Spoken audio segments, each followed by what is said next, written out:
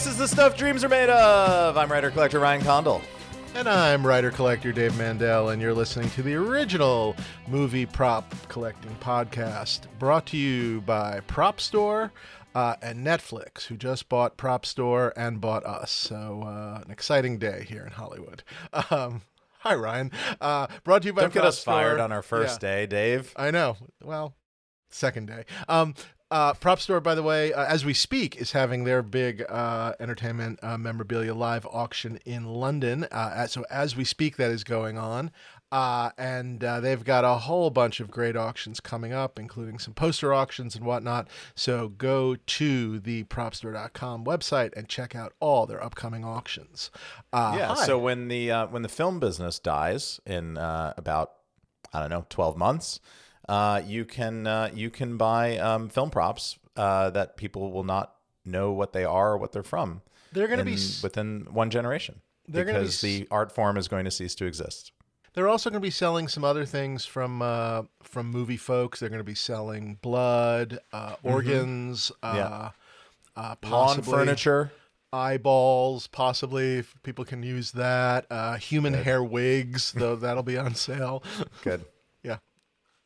Very, Indecent proposals. very, very strange times here in Hollywood. Wild, very wild. I don't think it's all over, but it's wild.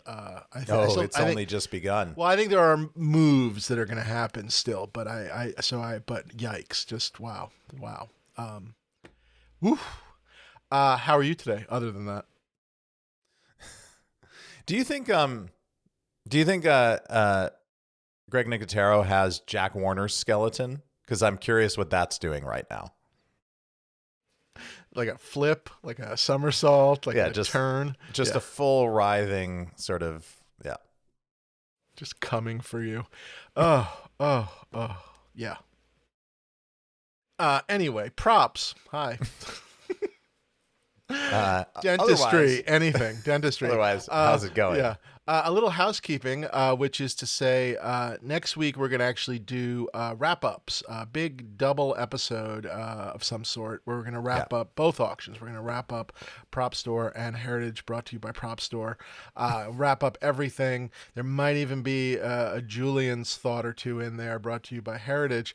So that'll be that, and that'll take us into the Christmas holiday. We're going to go on a little break for a bit. Yeah, we're going to wrap up ourselves. We're going to wrap ourselves up, wrap our collecting up, wrap things up, and we'll be back. But a little hiatus, which is I think much needed. Yeah. So that we can come up with some really good dentistry stories. But yeah. I talked to friend of the podcast and fact disavower Chuck Costas today, and he said, "Yeah, I think Dave has been really I forget what term he used, but he was like, Dave has been really kind of snowed under by all these auction catalogs," and I was like, "Yeah, it's this." We very much enjoy doing this, and we do actually when the auctions are good. Right? When there's a good, exciting auction and there's stuff to talk about and things that we're interested in and guests and all that, it is exciting. But at some point there is a gross tonnage of this stuff that becomes a bit daunting to cover because much more prep has to go into those into those episodes. And I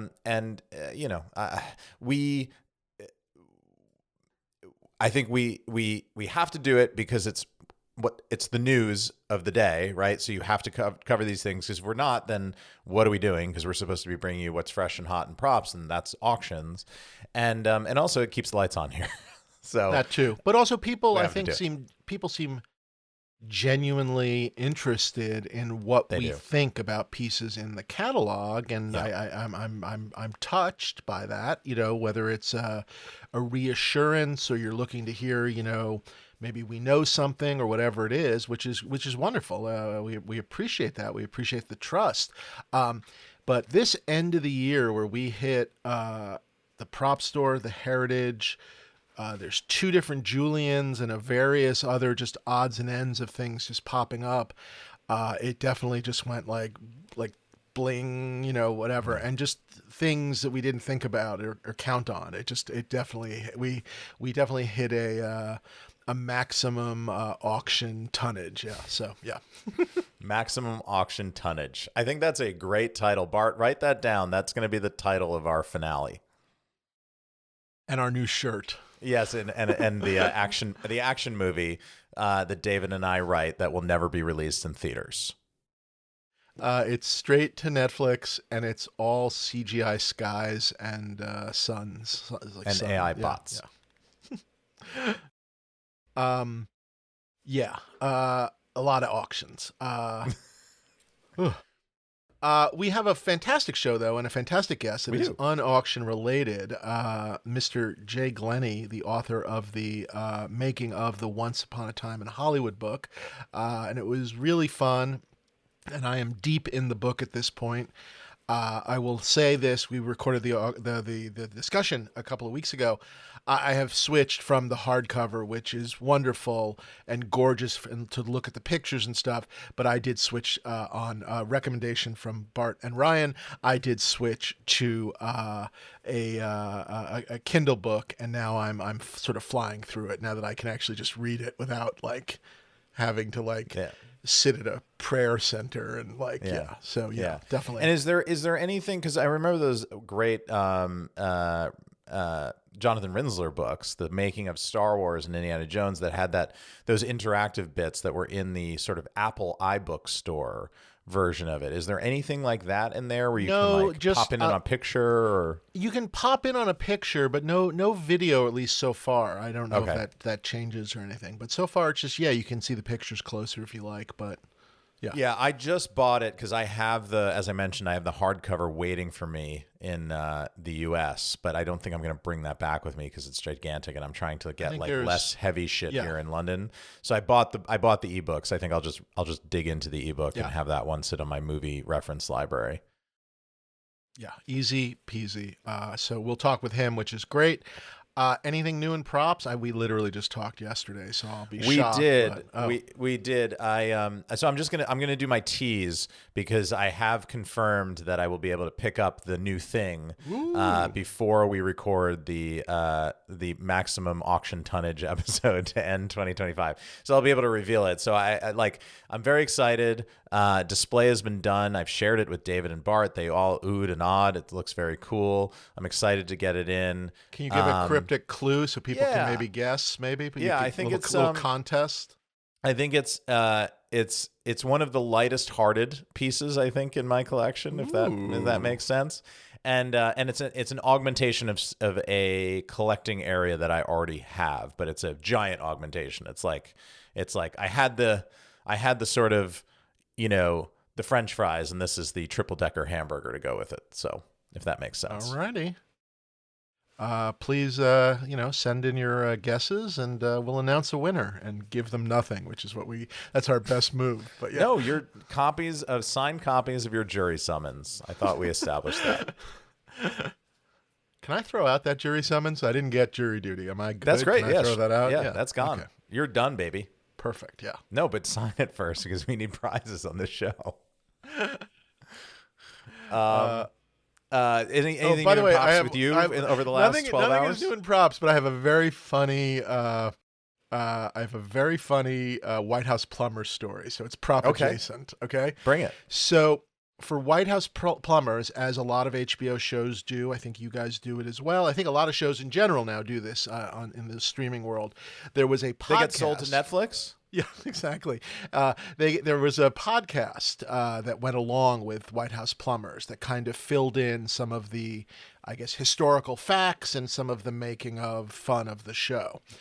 And the podcast was hosted by Olivia Nuzzi, who is the one that now the whole American Canto RFK allegations and whatnot. Yeah. And young Joan Didion writing about her salacious scandals. And at the heart of it all, it was her and her then boyfriend, fiance Ryan Lizza, who was working at Politico. And Ryan interviewed me. There's a huge podcast interview with me about White House plumbers for Politico. And then we were working with her.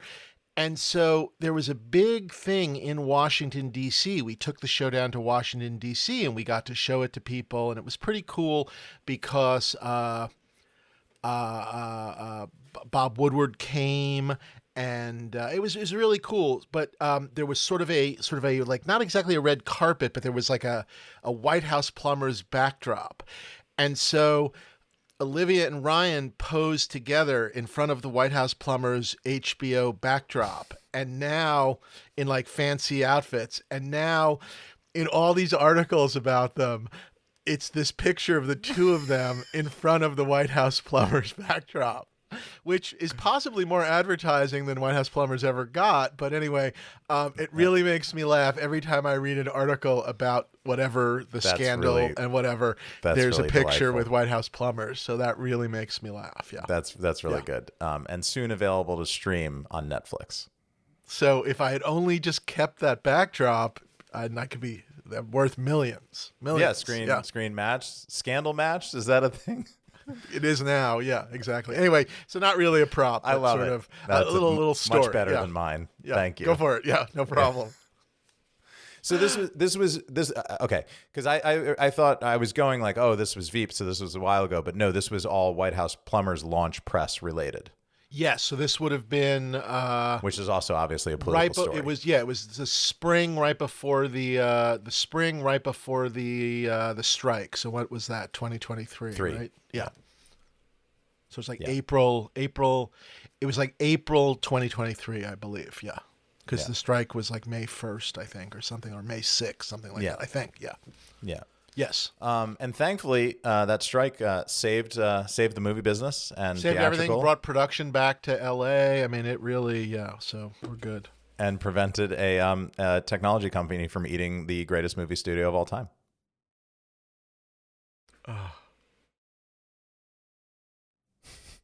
Do you need a whiskey? A moment Dave? of silence. Yeah, I know. I don't have my whiskey this morning. Oh, yeah.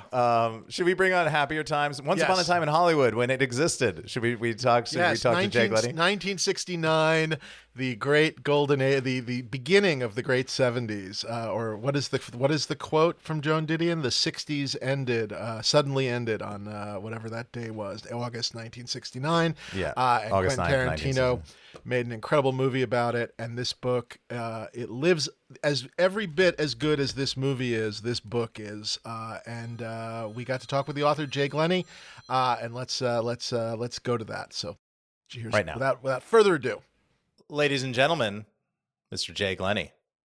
Jay. Good evening. Jay, thank you so much for doing this. I feel like there is no better way of starting this interview than telling you how much my wife hates you. Wait till she meets me. When I bring these books into my house, and I don't just have this book, I've got The Deer Hunter, I've got Taxi Driver. She's just like, "What the fuck are those?" And I go, "These are Jay Glennie books. I bought them all." And she just goes, "I don't know who Jay Glennie is, but I hate him, and he is not allowed in my house." Yeah, you got to use my move, Dave, which is you say it's not true because you bought the book, but you say, "Oh, they just sent it to me because we had them on the podcast," and then I just do this, and then it's and then you have the best of both worlds because you have the book and she can't get that. She's not interested in what I paid. She just does not physically want big books in the house at all. I have the problem of then it reminds my wife of that I have this stupid podcast and how little time I spend with the family because of it. So then it starts like a little cycle. So I've just admitted to buying the books again. I'm actually glad I'm also a Londoner, Jay, we're neighbors. And I sent mine to my U.S. address because I had a sense looking at the Amazon listing how big it was, and we're only going to be here for another year and a half and change. So I'm starting to try not to accumulate things here that I will have to then quickly move to the U.S. Okay. So, but I'm excited because I'm going there for the holidays. So I'm going to be able to crack your book and dig into it there, where I probably can't be yelled at. I think maybe it'll just be like, "I've always had this." It's a Thanksgiving present. Yeah, fantastic. Yeah. Thank you. Jay, before we dive into the what is, I guess, one of what will be 10 Tarantino books, I did want to talk just a little bit, if you can share a little bit of your background with our audience. I basically discovered you when I found the Taxi Driver book. Yeah, I don't even, that's I how I knew your name. honestly, Raging Bull book would have been, because the Taxi Driver book's not out yet. oh, then it must have been the Raging Bull. I apologize. Yeah. No, Sorry. And I don't Oh. even know how I found my way to it. I think just randomly, like, you know, something led me to something, led me to something. And then there were options to buy these sort of limited edition versions of these other books, and some were available in limited edition and some weren't, and blah, blah, blah, blah, blah, blah, blah, blah, blah. And then the next thing I knew, of course, comes the announcement that you're doing Once Upon a Time in Hollywood. But how did the sort of, as Tarantino calls it in his introduction, I want the Jay Glennie treatment. How did the Jay Glennie treatment start? What is your background? How did you get into this? It's a kind of a weird one, really. I was writing TV formats, and I came up with an idea to look at British Oscar winners. Okay. So I started writing away to them after compiling the list, and I had the good fortune. Michael Caine came back, Ben Kingsley, Olivia de Havilland, all manner of people, and the three producers of The Deer Hunter were British, and having interviewed them, and their stories were so sort of full of rancor, regret, bitterness, triumph, victory. I thought, oh, there's a bigger story here. So I just started to investigate that story, and my naivety, stupidity, and just pick an adjective. I thought, well, I'm going to ask Mr. De Niro if he'd come on board. Come on board what, you may well ask, because I didn't have a clue what it was. But I just knew I wanted to build this story. He said yes, and we started talking, and the story started getting bigger. And a couple of chums of mine put online some images of the man that fell to earth, and they were going to do a book about the making, or just a pictorial book with the man that fell to earth. And I said, well, I happen to know the producers of that film because they produced The Deer Hunter. Oh, I said, well, why don't write the story? And our school chum of mine, we got together, and we ended up, I done all the interviews, and we wrote the story of the man that fell to earth. And trying to cut a very long story short, when I went to see Nick Rogue, I asked him what it was like to produce a film that didn't have that immediate love, and I didn't think he'd heard me, and I was just about to sort of make the cardinal sin of treating somebody a little bit older and wiser in years, with not due respect, and repeat the question again. But he had heard me, and he said it feels lonely. It feels incredibly lonely. I left Nick's house and I thought, I'm going to bring a collection of filmmakers together, and I'm going to show Nick just how great he is. Like this wet behind the ears English guy needed to tell Nick Rogue how great he was. But yeah, once again, naivety and stupidity. And I got in touch with a few filmmakers, and one of them was the producer of Performance, Sandy Liebson. He said, look, would you replicate that book with a book on your own? Ah, yeah, I could do that. That's what I could do with it. That's what I could do with the Deer Hunter book. It could turn into a book. And that's where we were. I set up my own little shingle with a buddy of mine, Steve Wilkin.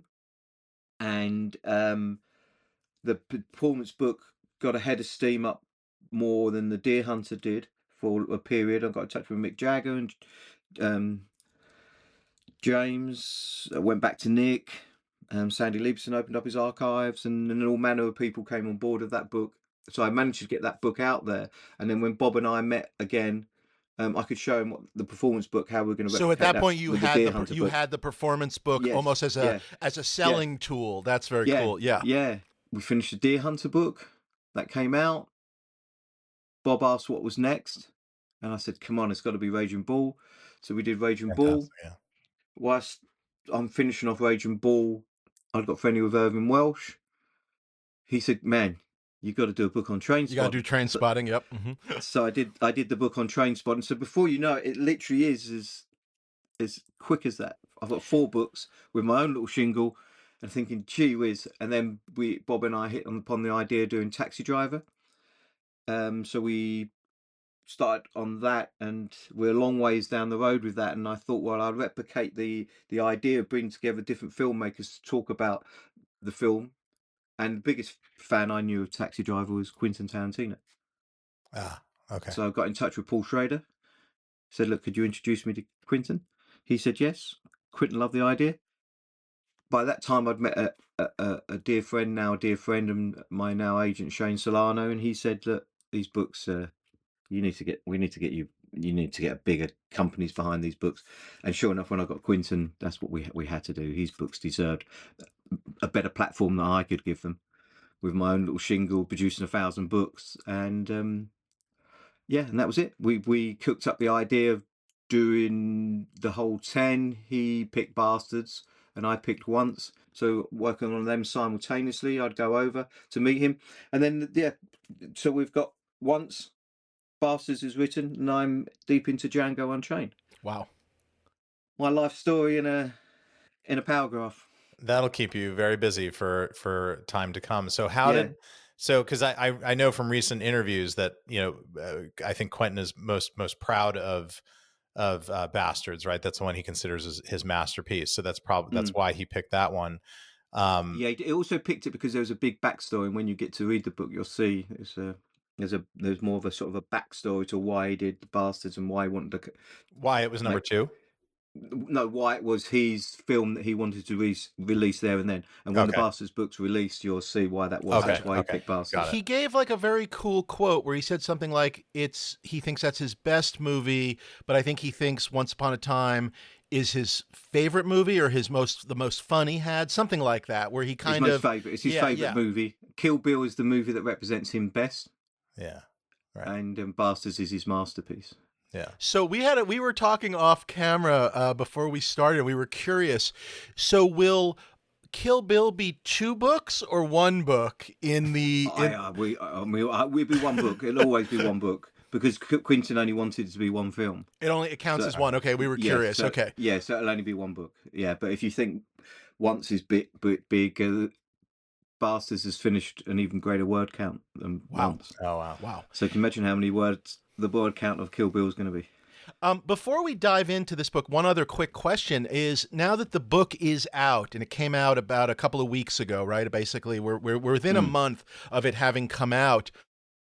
Have you found that people are discovering your little shingle and your older books? Have you noticed, has that been I suppose so. Yeah. I suppose they have really. Yeah, but I mean, the main focus has been Q. I mean, he's the man. So the main focus has been, and I have to say, without blowing smoke too far, because there's been, like everything you do in life, there's always loads of people around you. As I said, Shane Solano, Quentin, Mike Simpson, Quentin's wonderful agent, and now my dear friend has helped bring people on board. So there's loads of people have helped me with this. But yeah, the response has been absolutely phenomenal. The book truly has. The book is incredible. I'm holding it up one more time for those of you watching on YouTube. I mean, it is obviously, it's a tomb in a wonderful way. But what's really incredible about the book, and I say this just as a fan, as a film fan, as a fan of this movie, and as a fan of your books, is it is so complete, both in terms of its just the soup to nuts of just every aspect of production and just every little thing from his earliest just chatting with Kurt Russell and hearing those old Hollywood stories, to the blow by blow of the first table read, to how the prop guy got his job, to how they picked this location, why they changed these things. So just the scope, and I can only assume the access that Tarantino gave you to both himself, to his collaborators, to the documents of the film is incredible. And then you have matched it with just the most incredible graphics. I know very early on, the set photographer, you sort of talk with the set photographer, and it is just jam-packed with not just movie stills, which are lovely and fine and good, but just wonderful, just on the set sort of candid photos of just these wonderful moments of, just like the prop guy and his assistant loading bullets into a gun, and just Brad Pitt sitting in the Cliff car, and just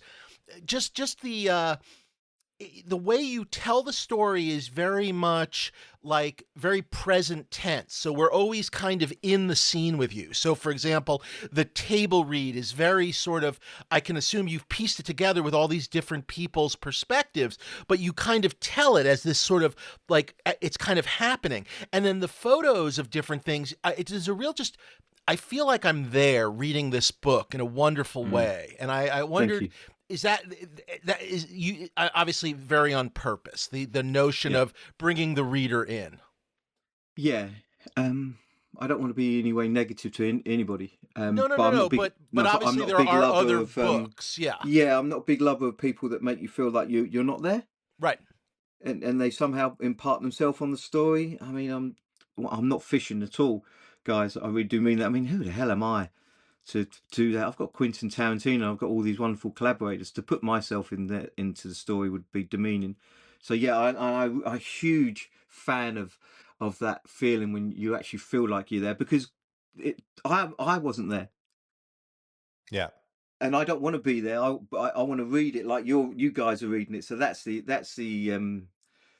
work, if you like, is to try and get as many interviews as I can, and then start piecing the jigsaw together. Did you find that it was, I mean, I'm sure it was a different experience, but is it all pluses doing a film that's much more recent than the other films that you covered? Yeah, possibly. Obviously, the memories are fresher. Sure.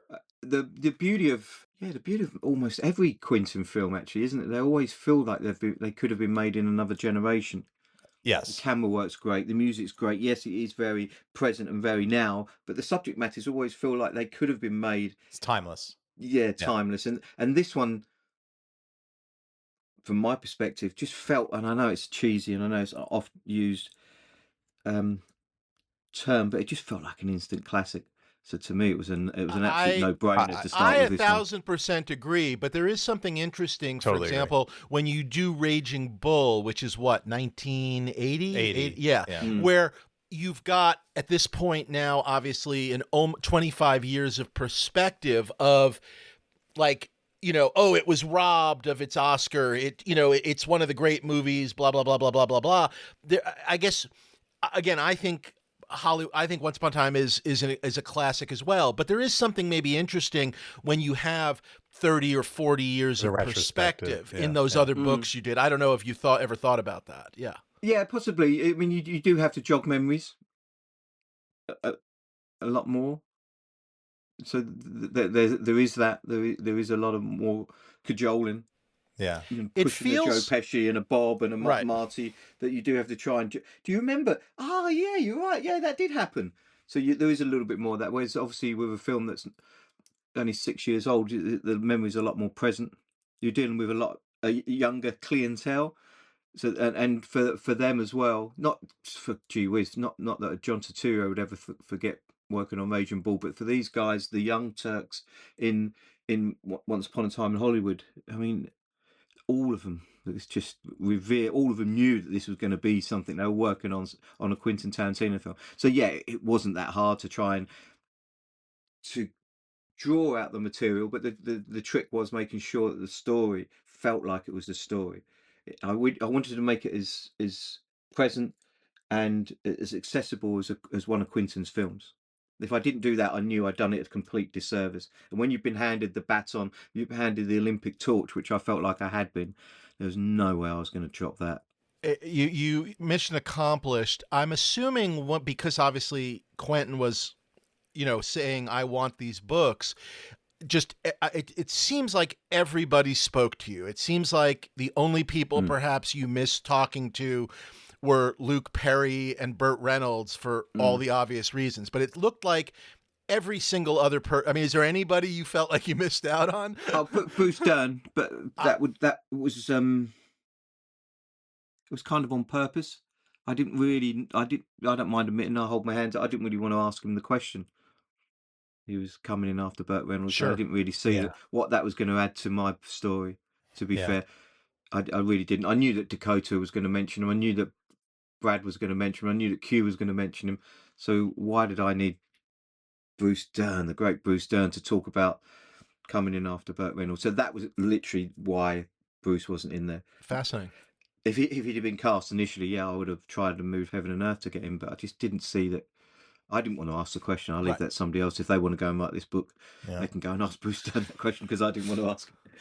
And I imagine, since Quentin has so many frequent collaborators, that this was kind of the way to break the ice, right? With some of these conversations with crew and people that he works with regularly, as you're going to be phoning them up another 9 times. Yeah, it was one of the early ones to receive the book was Leo, because I knew that we needed to chat for Django, and sure enough, he's sitting there, much like yourself, with the book next to him, so he could now relate to.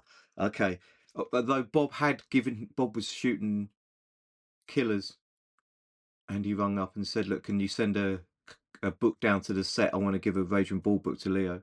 So he had seen my work. Oh, very cool. That's great. Yeah. They're just the phone calls, you know. That's pretty amazing. But so he had seen my work, but I wanted him to see what we were going to do with. You wanted him to see what it was like from him talking to you. Yeah, I wanted him to know that I wasn't the chat we had. I'd used respectfully, and the end result was dare I say, a beautiful a book. It was a wonderful book for him to see. So he knew coming into Django that he was on safe ground. Yeah. With someone like De Niro, he's donated a lot of his papers right down in Texas, right, to the university down there. Have you gone down there to like kind of go through stuff? Now with Tarantino, he's got all his stuff, right? There's no, he hasn't given anything anywhere. So where do you go to kind of go through where's his archives? Okay. Yeah, he's got a great team around him, and so, but likewise, I don't want to say easier, but it was a little bit easier once again because of the lack of time between the end of the film and this book. We're not talking 45 years, Raging Bull, and Joe Pesci has thrown out this, that, and the other because he didn't really think that it would be worth saving. Why should I keep it or whatever? Yeah. 5 years later, you bet your bottom dollar that Julia Butters has kept this, and a few other people have kept that, and when they mention that, they're foolish enough to mention it to me, you bet I'm like a hound then. You know, I'm after them, the little pieces of things, but I was really, really, really keen on this one. Like performance, Sandy had given me his images first. Deer Hunter I hadn't finished when I went down to Bob's archives, but for these books, they were going to be written twice. They were going to be written literally as a story, as hopefully as a page turner, and then the images were going to come in, and then we'd design the book. I wasn't bothered what images we had, and that's taking nothing away from Andrew Cooper and all the other people that gave me great pieces, but the story had to stand on its own. Yeah. So I wrote the story, then I went out and found the images, and that was a little bit okay, yeah. They told me that. Andrew, you haven't got anything like that, have you? Yeah. And then we went and found it to try and supplement that. And then Andrew came forward and actually, just to sit on Andrew for a little while, because he's become a dear friend and he's one of the great talents. But that was a conscious decision from the get-go. When we first started talking, I thought, I'm going to take Andrew out of the story. He's not going to be in the story. He's going to be standalone. He's going to talk about his images and his wonderful work. And I'm not going to put him in the story and let him get lost. I want him to be able to stand out, and for you, the reader, to have perhaps two experiences. So you can flick through, nice drink or coffee or whatever, and just look at all the beautiful pictures. But if you want to dive in, you can read the story. But I wanted Andrew to make sure he had his day in the sunshine for his work that he's done. You mentioned like Julia Butters, like in the table read chapter, she had the piece of paper, or her mom kept the piece of paper of the scenes that she had to leave the room for, because they didn't want the little girl to hear some of those scenes. And just the fact that they kept that piece of paper and you were able to take a picture of that piece of paper and put it in the book. Fabulous. Fabulous. And just talking to Leo about that as well was really important, because I know what a fan he is of Bob, and I know what a fan of Marty, and Taxi Driver is obviously seminal in everybody's film knowledge, but none more so than Leo. So not only did you have the breakdown scene for Rick, he wanted to make sure that he had a relationship with Julia that Bob had with Jodie. Whereas if you read when we we finish off the Taxi Driver book, Jodie didn't have that relationship with Bob because every breakfast she had with Bob was with Travis Bickle. She never met Bob De Niro Yeah, until they went. I've seen interviews Yeah, with her where she talks about yeah, he took her out for like yeah, breakfast, but it and was didn't say a always word with Travis. Yeah. constantly. Yeah, yeah, yeah. She only got to know him in France when they were selling the movie, and she speaks fluent French. So consequently, whereas Leo, God love him, he come from the right place. He wanted to. Okay, Bob did this with Jodie. I'm going to do this with Julia. So he told me some wonderful tales, and then I went back to Julian and said, "Look, Leo said this." So all the time knowing that I wanted to create this conversation to make us, the reader, feel like we're there. And then I had Lorelei, Julia's lovely mum, as well. So you have sort of these three stories, which my job was to knit them together. And I just thought it was brilliant because Leo he's a great collector, but he's got this beautiful huge dinosaur in his garden. I mean, what 8-year-old is not going to be running towards that? He's going to look literally, Leo, whatever. Yeah, yeah. Is that a dinosaur? I mean, it's just, I just thought that was just tremendous. And yeah, and she wowed everybody at the table read. So I made sure that everybody I was sort of speaking to, Al and everybody, spoke to them and got their perspective of what this young Julia Butters was like, because not only was she great in that film, not only is she really holds her own, but she's such a wonderful young girl. She's truly, truly wonderful, wonderful, wonderful. Comes from a great family, and she's a great actress. I really think she is going to, if Oh, she keeps on this, she's going to be brilliant. I mean, that scene with Leo is just It's incredible. phenomenal. My girls are big fans of Freaky Friday, and I took them to Freakier Friday without kind of doing any research at all. As to I knew obviously that Lindsay Lohan and Jamie Lee Curtis were back, but I didn't kind of pay attention to anything else. And I was watching the movie, and I was like, "Who is this girl? She's like incandescent," and Yeah. she was kind of running circles around other people in the film without besmirching anybody else. Mm. But because there were like three people that switched bodies, so you had to keep track of a lot. And Mm. her Mm. ability to play as such a young actor, to play like her and then an older person, and to switch Yeah. back and forth between them. And I finally, when I saw the credits, I was like, oh, of course. And Yeah. she's grown. That's how much she's grown. Yeah. It's been 6 years, and she's basically a young adult now. Couldn't believe it. But I mean, you can just tell that some kids have trouble translating that that youthful innocence that makes them a great kid actor into an adult, and like she's not going to have any issue at all. She's an incredible talent. It's a big film for my daughter's seminal film for my daughters, and I mentioned that to Lorelei and Julia, and they invited us to the London premiere of it. oh, So that's that was excellent. wonderful to Oh, meet up, and that's just who they are, just class, just beautiful. yeah. Now you're Yeah. taking a break from the Tarantino books. You're doing a Freakier Friday book, right? It's going to be Yeah, I might have to wait on that one. your dance card's your full. biggest book yet. Yeah, my dance card's full. Yeah. There are some. I had a question just about timelines. All of us who make things always fascinated. How long does this take? So from the moment deals are done, all the stuff that takes a long time when it feels like nothing is happening, from the time you type fade in basically until you're holding the first printing in your hand, how long was that for Once Upon a Time? There was no deals to be done. Oh, okay. Oh man, literally, when that first Zoom ended, I was already off. Okay. Oh Okay. yeah, man. No, I wasn't trying to be bashful when I said I got a huge amount of naivety. Oh man, I'm Good for you. born Love it. in a literally sea of naivety, and I think that bloody helps, because who on earth would have thought what I just told you, my little potted history, that could happen. So that obviously helps. But yeah, as soon as I was off, literally, I rung Shane up and said, like, boom, I'm away. I'm off. I'd already booked a flight. So Okay. roughly, bothered. when was that first Zoom in relation to November Oh. 2025? Year and a half. Yeah. Oh wow! Oh man, when I get going, man, you best believe Wow! I'm I'm a Okay. hound. All Yeah, right. yeah, yeah. It was a couple years, no more than a couple of years, but yeah, when really writing it, yeah, I was there. The midnight hours of the mine. I go for it, and yeah, we really hit the ground running. I mean, I'd send. Quentin never, ever, ever. The first time he saw the manuscript was when he got the book. And the only inkling that he might have had with the manuscript was because what happens is, just to give you a little insight into our working relationship.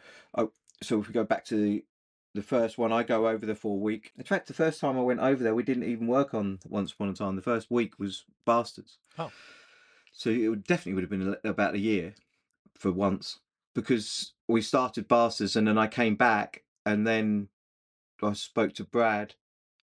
Well, why not dive into Once as well? So we had the Once thing going, and there was a couple other little things that happened with a few of the other crew. So Once was bubbling as well. So then I shot back and spoke to Quentin. So what happens then? So I got Bastards to. It wasn't ready, but you could have kind of thought that it was ready. But then I go back to Quentin, and all the conversations that I've had I've now made a list of what people have said. Q, Brad said this, Christoph said that. Ah, yeah, and then that triggers another memory, and now we've got the conversations really flowing within the narrative. So yeah, that's what. So the first day is the previous book, and then the rest of the week is our new book. This is just as fluid and easy as that, man. I mean, if you don't, it's not work to get Quentin talking about a film, as you well know. You know, so we're there, we're riffing, man. We're, you know, the drinks flowing.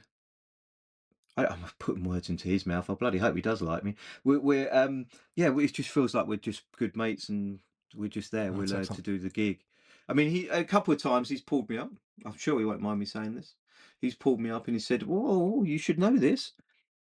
And so I literally laid the ground rules initially. I said, "Look, Quentin, just take it as read that I know every answer virtually you're going to give me."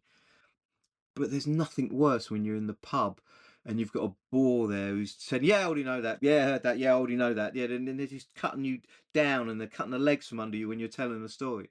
I want to hear it from your perspective. I don't want you to think I know anything.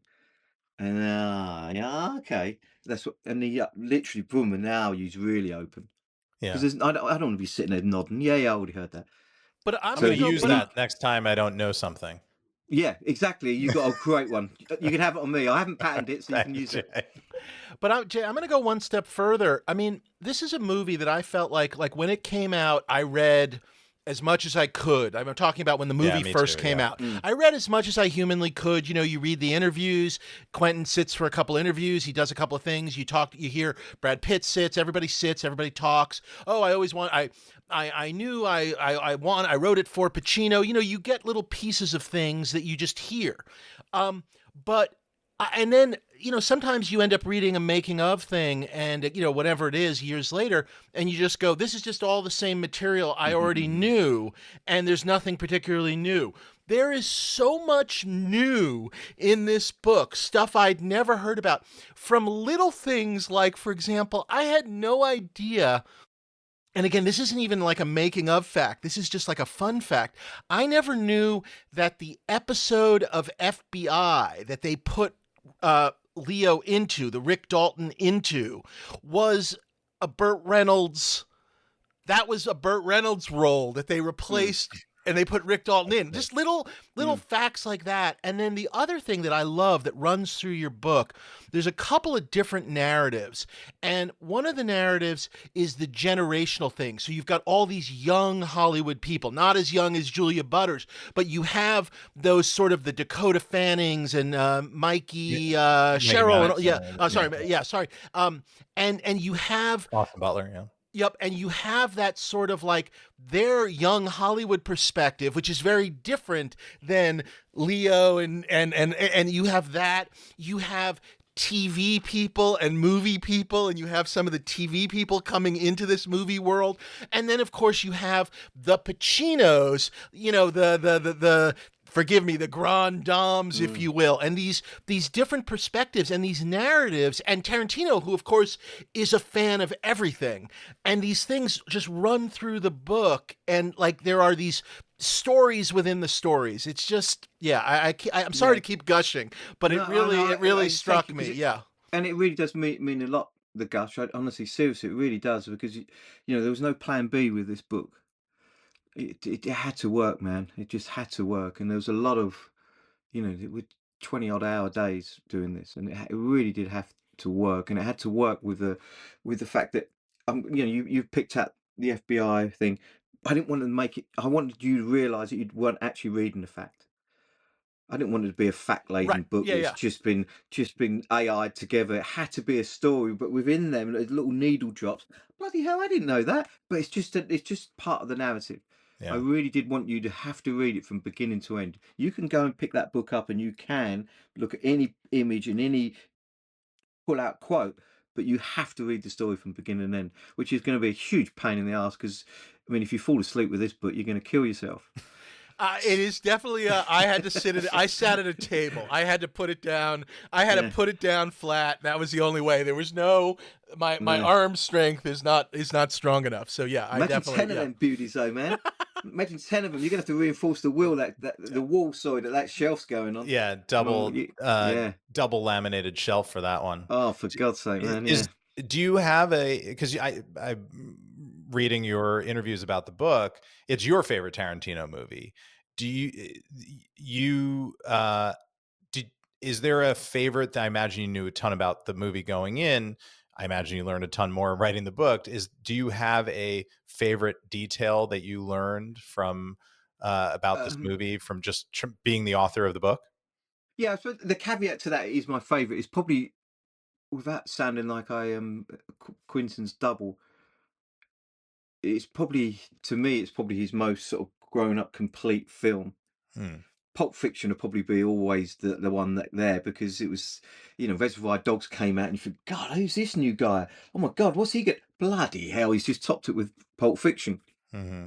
Um, Jackie Brown means an awful lot to me for my past because of Rum Punch.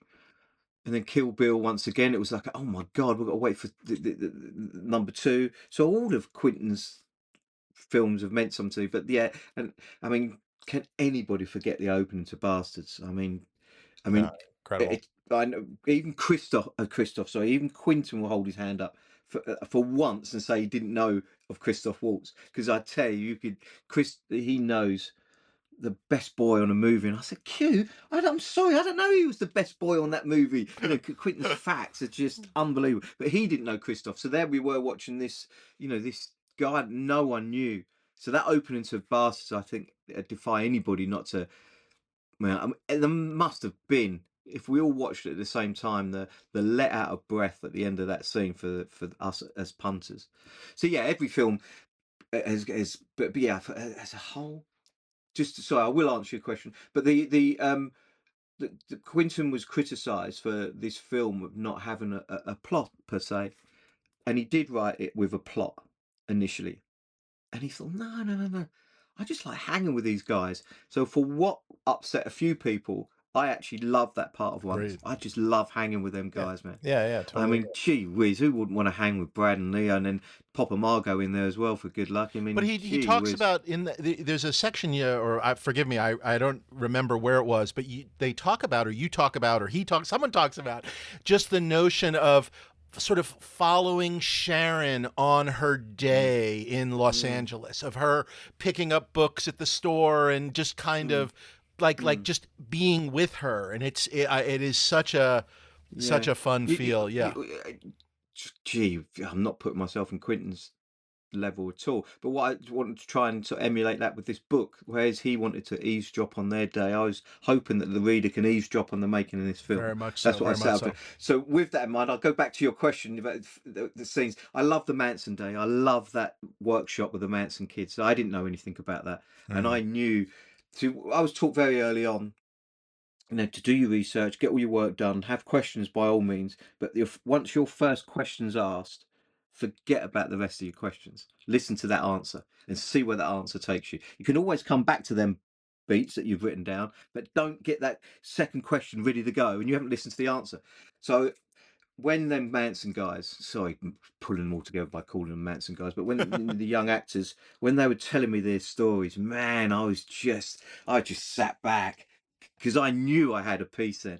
I Yeah. knew For when I the prep that they did for the movie. yeah, the Yeah. prep and that day that they had together, and Vicky Thomas is now coming in and doing her bit. Q's all over the top of it, doing his bit, and then you've got all these young guys, Austin Butler flying in, James thinking, who the fuck's that good-looking dude? I've got no chance. You Sydney Sweeney's your My Hawks. You got Mikey Madsen thinking, she's almost like a spy because she can't tell anybody that she's already got the gig, and then she can't do it because of scheduling. And then Margaret Qualley, they're going forward. Who the fuck's this?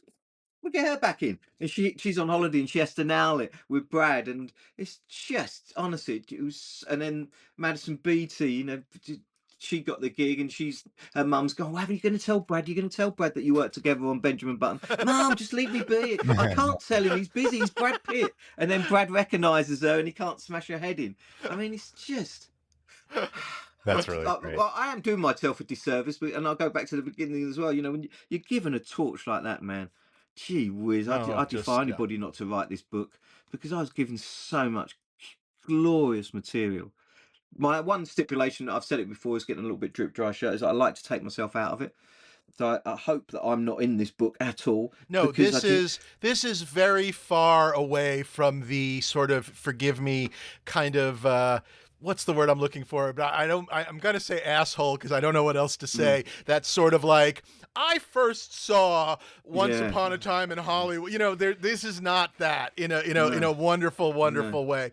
Like I said, I love this movie. I love your passion for it. I mean, that to me is what comes through. This isn't, you're not looking at this as like, and I don't mean to diminish you, you're a film scholar, but you're not coming at this like a serious film scholar. You're coming at it as a passionate fan who loves film and loves these movies in particular. And I think that's the thing that you look for, the personality in these books, because some of them can be the information is all there. That's all wonderful. But the thing that makes it a coffee table book like that, makes you want to lay it open on your lap and read it page to page, is the passion and the character that is imbued into the storytelling.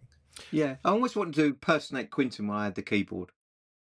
I'm writing a new book, and I'm on not a Q book, and I can't say anything about it. But I'm hoping that you'll find it a little bit different because I'm not impersonating Quentin on this. This is about another thing, and I'm doing something else. And this not being a chameleon, but I really, really, really wanted. Also, almost as if Quentin had written it. He'd interviewed everybody. I'm going to jump in here. That energy that was there. They did a wonderful excerpt from your book, I think in the Hollywood Reporter, about the studios. Oh, Tom Rothman, man. Yeah, Tom Rothman, about the different studios trying to get this movie. And let's talk a little bit of like the way Quentin does a movie where he ratchets up the tension. And that section of the book is a credit to you, and whether you think you're I don't think you're impersonating Quentin, but I think you're inspired by him. That was a tense page turner where I knew who got the movie, but I'm still turning the pages going, oh my God, who's going to get it? Oh, it looks like it's Universal. Oh no, it looks like, oh my God. Oh, here comes Sony, and it was like really tense. Like, even though it was about a business deal, and just, again, well done. Well done. Yeah. Thank you so much. That really does mean a lot. And also as well, I like to think that what Tom encapsulated perfectly when he said, fuck all that. I'm not fucking interested in who's cast, who this. I'm in the Quentin Tarantino business, as I was with this book. When you said about the timing, and sorry, I was being a bit vague on the timing. I can't remember the timings or when it was, but I know for a fact, absolute cast iron fact, as soon as that Zoom went down, which we were meant to be talking about Taxi Driver, but we ended up talking about all manner of things and about working together. I literally walked up and I was already started. You were done. Man, I'm telling you, books story. were being pulled down. I was off. I didn't care. We made a pact. It was a pact on my own, that I was going to write this book for me. And then when I flew in and Q and I met, I extended that pact that it was going to be a pact. It was going to be a book written for me and him.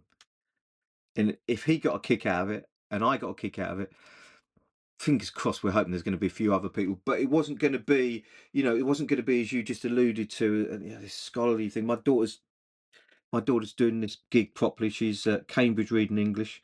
It wasn't going to be something that you're going to be this weighty tome there, which you keep having to pinch yourself to wake up. It had to be his page turning of that, and that was the pact. I said to him, look, if you and I get a kick out of this, man, we're off. Yes, yes, and we shook hands, and that was it. We were away. I knew I had license to make it as entertaining as his films, and I knew that I had to do that, man. And as you said, you got all these. I mean, bloody hell! I spoke to everybody. I mean, I remember sending the list through to Q, sending periodically the list through. Oh, so-and-so said yes. So then it was almost getting boring. So I thought, you know what? I'm not going to bother sending him anymore. I'll just send it to when I think we've got something really concise. And by his own admission, he doesn't do tech anyhow. You're not going to get your regular sort of emails. And I sent him through the list of, I don't know, pick a number. If there was 60 contributors, there was probably mid-50s. And the beginning of it was the cast, and then there was the crew, and then studio and people. But the top of it was the cast. And he come back and said, fuck me, that's every fucking speaking part. And that's what I wanted to do. I mean, you asked me about great stories. I mean, gee whiz, imagine being a young girl. These filmmakers come in, they're out doing a recce, and your manager says, look, do you want to do this? Because he knows it, he knows that you're good. So he pulls you in on your day off, and you do this work in this table, and everybody gets their food, everybody gets their drink in a allotted time, because you know that they need to be out carrying on their recce. And they come up, Quentin says, thank you very much, you were really great today. And then Bill Clark goes up to pay the bill, and you say, fuck it, oh, I work in film. Okay. He said, but if there's anything you want me to do, anything I can do, well, write your name down. So Victoria wrote her name down, and then got what we'd all do, got back home, because she hasn't got phone numbers. She didn't take anything. Fuck, did I write it down clearly? Emails look really weird when you write them down, don't they? They really do. Did I put the dot in the right way? Fuck. And then she sort of like, okay, right. I'm going to go through my friends list on Facebook. And is there anybody that somebody tenuously might know Bill Clark? And she found one person. This one person kindly said, yes, okay. They messaged it. This is this young girl served you earlier. Boom, she wants to make sure that you've got the right email address. This is her email address. Fast forward. She got in touch with a friend of hers who had been making films together. They didn't have anything that was Tarantino-esque, so they went out and spent 2 days making a short film, sent that over to Bill so Bill could see the cut of her jib. And then she got a call from Vicky Thomas's office. So we haven't got a clue who you are, but the production have asked, could we get in contact with you, because there might be a role in the new Quentin Tarantino film.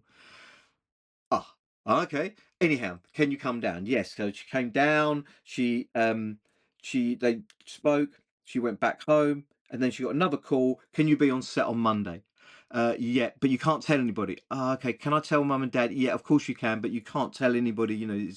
These things are under wraps. Okay, right. On Sunday we send you the call sheet, what time you need to be there, but blank Monday, you're going to be on set. Sunday evening she gets the email. The call sheet is Victoria Truscott, Brad Pitt, Leonardo DiCaprio, and Al Pacino. I mean, it's just, I've gone shivery. I'm writing a book about Hollywood. If that doesn't encapsulate what Hollywood is.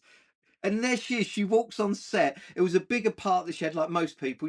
Things got cut down. Her and Al had to go. It's all in the book, so I'm spoiling it a little bit. But I just cannot believe it. She looks across, and there's the wonderful Shannon McIntosh and David Heyman, who had been on the recce. And I think Shannon said to her, you didn't expect this was going to happen, did you? She was, no. It's just unbelievable, isn't it? I mean, it's just unbelievable. Can you imagine if that one of us three that happened to you'd be gibbering wreck, wouldn't you? Honestly, you wouldn't even write that into a script because it sounds fake. Yeah, exactly. Yeah. Yeah. So that's bigger than any individual day that I've had in my career thus far. Yeah. Can you imagine it? Well, if Quentin comes into your restaurant, give Thor some mouth. I will say, Ryan knows this story. I was very lucky enough. One of the years where I was doing Veep, we got one of the forgive me, the AFI End of the Year Awards, and it was the same year as Once Upon a Time in Hollywood. And we were at the luncheon, and I brought my daughter to the luncheon. And after the luncheon, on the way out in the lobby, Quentin was there, and I took my daughter over, and he could not have been sweeter. He was super kind about Veep. I couldn't even tell you whether he really watched it or not, but in the moment it sounded like he did, and he was really nice. If he said he did, I bet you he did. I probably did, but yeah, he was. Yeah, things, he was really nice, and he made a couple of jokes about. I said, "This is my daughter. She knows I'm a huge fan. She has seen none of your movies." And he made a couple of jokes about which one she should watch first. And he was fabulous. That's yeah. awesome. So he was just really wonderful. He told me he's never seen House of Dragons. Well, we're going to change that. Just kidding. Jay, Just kidding. This is technically a prop show. Good. So I was gonna go. Go for it. Go for it. Go, Ryan, you do okay. it. Do it. So if you don't mind a couple of prop questions, there's a wonderful section at the beginning of the book where you talk about the prop guy getting hired. He came from a TV background, didn't think he was going to get the job, and how nervous he was. But what I loved about the section, and really then within the rest of the book, and maybe you can kind of talk about this, is Tarantino's relationship with his props and props to character. And if you could talk about that for a second, just for our audience, because I think they'll get a real kick out of that. Yeah. Well, first of all, I've said to him before, I'd fucking hate to be one of your prop guys. And that was my exact words, verbatim. And what the fuck I mean? And I said, what the fuck I mean? Is it anybody knows their characters better than you? Yes, you do write them, but you know the minutiae of their life. It must be absolutely hell. And when I spoke to Chris, he knew that going in, and that's what comes across. Hopefully, in that section, he keeps going and have a drink and a coffee. Now he's got a wee. Now anyhow. It must have been absolutely mayhem. But he got the nod. Quentin's old school. Don't take anything on a laptop. Don't take anything on an iPad. Print it all off. Take stuff in. He likes tangible shit. I think perhaps the best story I've got with Chris is Tina Choward is the design lady. So she redesigned the beers, and she'd do this, she'd do that, make everything look great. Because that's one of the things that we all love about the Tarantino movies, is that he has created within his movies his own world of products, from the Red Apple cigarettes and whatnot. Chattanooga beer. Prop fans love this stuff. Sorry, continue. No, so for sure, fully agree with that. We all do, don't we? We all do. And so Chris has got the call sheet, and it's boom, and they're getting everything ready, and Quentin really wanted Rick Dalton's house to instantly show the viewer that he was once a really big star. So you've got all the little cups and all the little figurines, all these wonderful things all behind him. Now nothing's pointed out, just the camera just pans across. And one of the things it was going to pan across was a board game.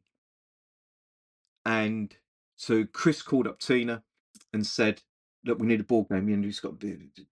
Can you do it? Yeah, of course I can. And she come up with some designs. Boom, boom. Yeah. Oh, yeah, brilliant. Yeah, there you go. We'll go with that. There, that looks great. It already looks great. On the CAD or whatever she designed it on. Yeah, just put that on the box. We're good to go. Boom. No.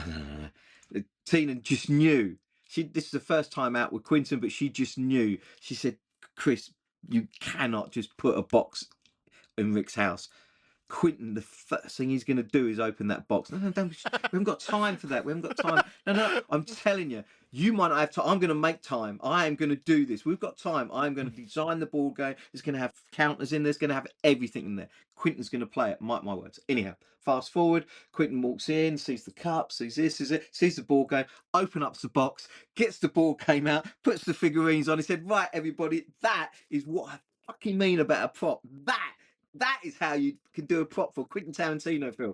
Chris is like, fuck this, goes down to Checkpoint Charlie, gets his phone out, because no phone's on a QT set, picks up the phone. Tina, whoa, you saved my life. The first thing he did was pick up the box and want to play with it.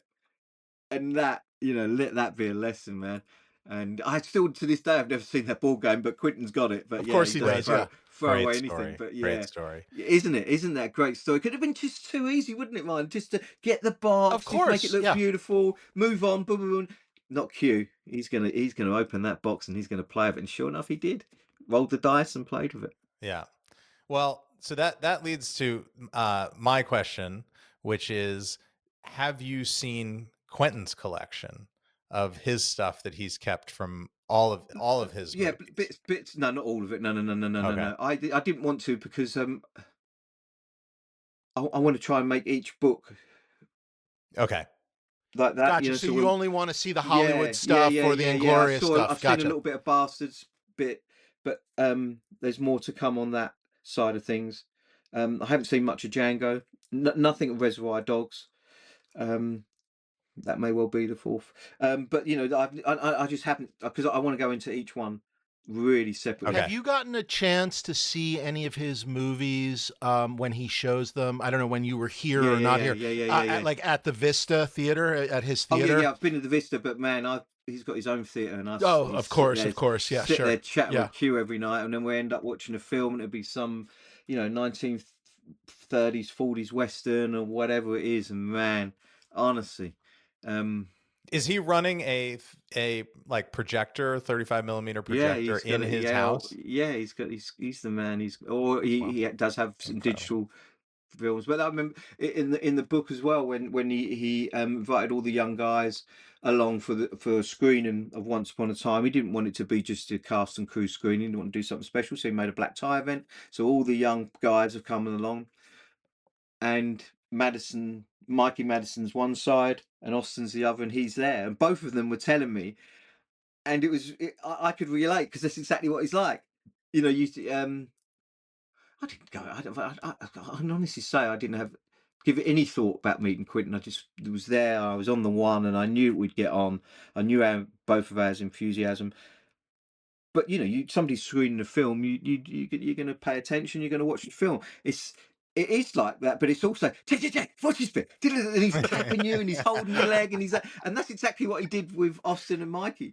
They haven't seen the film, but they haven't seen it as a whole, have they? They've only just seen their little bits, their little kernel, their little bits there, and he's squeezing their legs. Oh, you got to see this bit, you got to see this bit, you got to do this, and that enthusiasm is just infectious.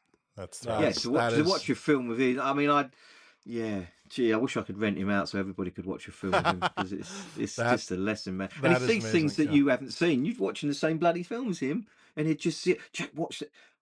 Yeah. Yeah. It is amazing. And some of the films are, old black and white classics, and some people might not even deem they're classics. But when you watch it with Quentin, it really does become a classic. I'm telling you guys, it just does. Oh, yeah. Enthusiasm for it. He could talk about this beer mat, and he'd make you want to go out and buy a pack of them. I'll listen sometimes to him and Roger Avery on their video archives. Archives. Yeah, and they'll watch they'll watch they'll watch like Moonraker, you know what I mean? Like Roger Moore, and and go to town. It's fabulous. Yeah. Yeah. And most people, that's not even in their top 10 James Bond films. No, that's kind of the point. But that's what's so great about it. That's what's so wonderful. Yeah. Yeah, they see nuances in there, and they build on them nuances, and it's just remarkable. And that, to me, sorry to flip back to Quentin's films, that's what his films are like, aren't they? It's not the story as a whole. Is the story as a whole the greatest thing about it? To me, it isn't. It's just that the route that circle takes to make that whole is the great of it. All them little needle drops, the records, but all the little needle drops of all the characters, all the little nuances and the sayings and the bits and the bobs they've got. Two drug dealers, and they go and shoot these two guys who've been foolish enough not to pay over the money. It sounds good to it, but it isn't, is it? It's Sam Jackson doing his speech, and it's just, one of them's still in the toilet. Yeah, and it's the fact they're talking about nothing to do with the fact that these two, there's going to be a killer. They're walking down the hallway talking about Marcellus Wallace and a foot rub. And it's just shit like that. That's what makes Quentin's films great, isn't it? Just all them little bits. Yeah, absolutely. No, one of the things that I truly love about Once Upon a Time in Hollywood is how right in the beginning, in that first interview, the sort of the celebrity guy, and he's talking with Rick Dalton and his stuntman. Spencer Cliff Garrett. Booth. Yeah. Oh my God, No, how good so is Spencer good and Garrett in perfect. that? But he basically says, "What do you do?" And it's like, well, when he doesn't want to get hurt, I take the hit and all that kind of stuff. And then basically, whatever, 2.5 hours later, that's what Brad Pitt that's what Cliff Booth did during that attack. He takes the fall and goes off in the ambulance, and it's just like that's the journey. Yes, exactly. That's the journey. And the other thing as well, when he's got his beautiful dog, and you're thinking, oh my God, and everybody. I mean, Kelly knows this. Brad's probably the only guy I'd ever leave my wife for. It's out there, but she knows that because she'd probably be in the queue with me to leaving me for Brad. But I mean, you're sitting in the cinema and everybody's, oh my God, he's handsome, he's this, that, and he loves dogs. The dogs love him, but that's not what he's doing. He's making the dog sit there, and you think, oh my God, how well trained's the dog?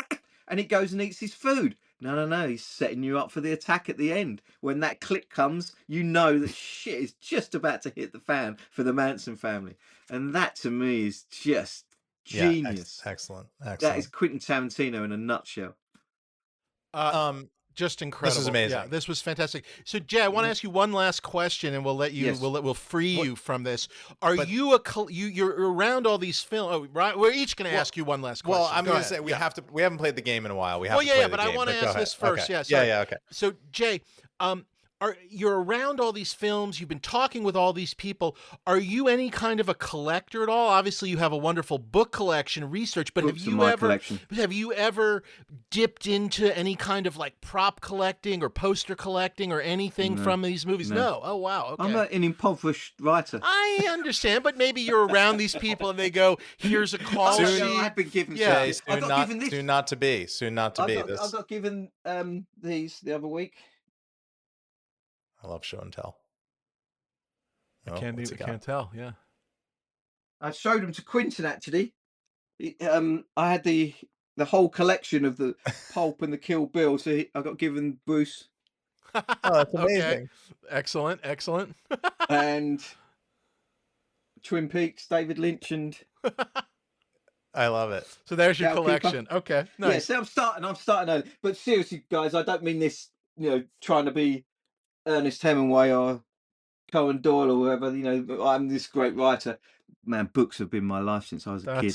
Excellent. I get it. Yeah, my collection. I showed you a bit of the office. Well, the best thing we ever done when we moved in here 20 odd years ago. This is a little shed, converted cattle shed, and I done this up first. Not that you'd know it now, but and Kelly couldn't have been happier because she knew that 5,000 books were going to be put in here and they weren't going to be indoors. Right, they're going to be elsewhere. Yeah. So you guys are playing all these games where you have a heart coming in through windows and throwing them in, pretending they haven't there. I don't need to do that. Right, you got a shed, and they come down here and no one knows. Can I ask you, is there, not counting your own books, is there a making of book or a Hollywood book in general? It could be a biography, could be a history, whatever.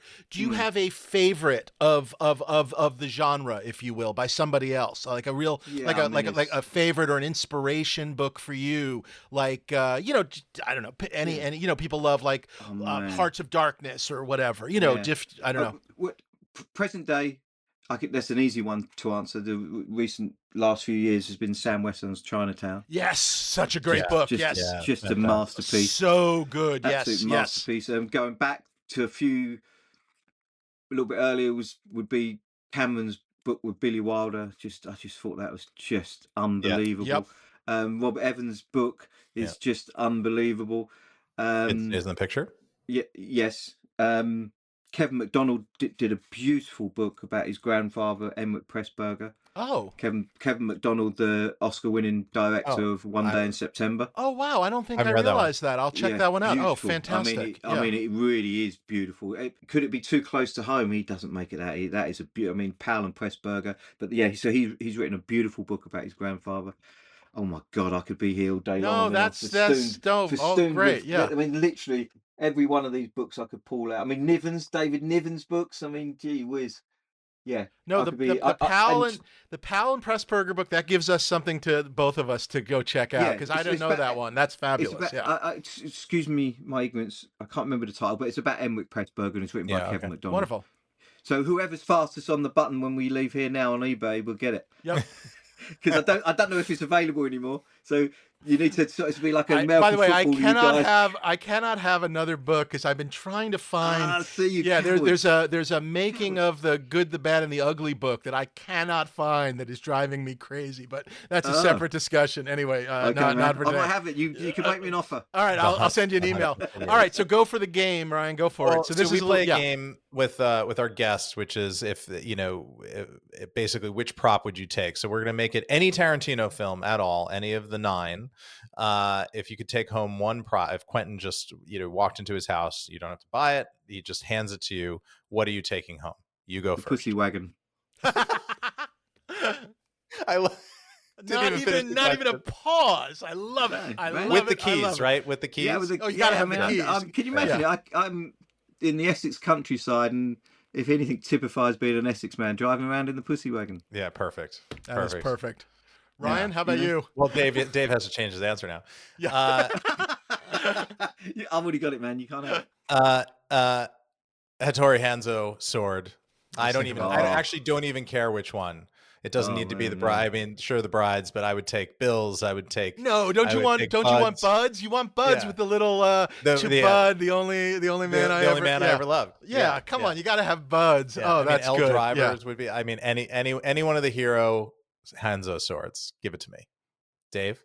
I mean, I would love. I know it's in his pocket, so I know the bad motherfucker wallet is in Tarantino's pocket as we speak. That would be pretty incredible.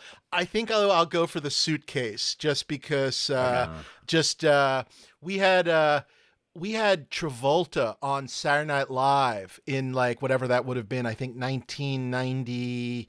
What would that have been? 93. I was a young writer on SNL, and that was, obviously his big comeback. And so we got to see that movie, I think even before, right as it was first out. I think we got to even see it maybe early. And then we did a Quentin Tarantino's Welcome Back, Kotter sketch on SNL, which is very silly and stupid, but it's kind of a Reservoir / Pulp Fiction parody. And anyway, the suitcase. I'm going for the suitcase. Okay. So yeah. Great answer. Jay, this was incredible. This was incredible.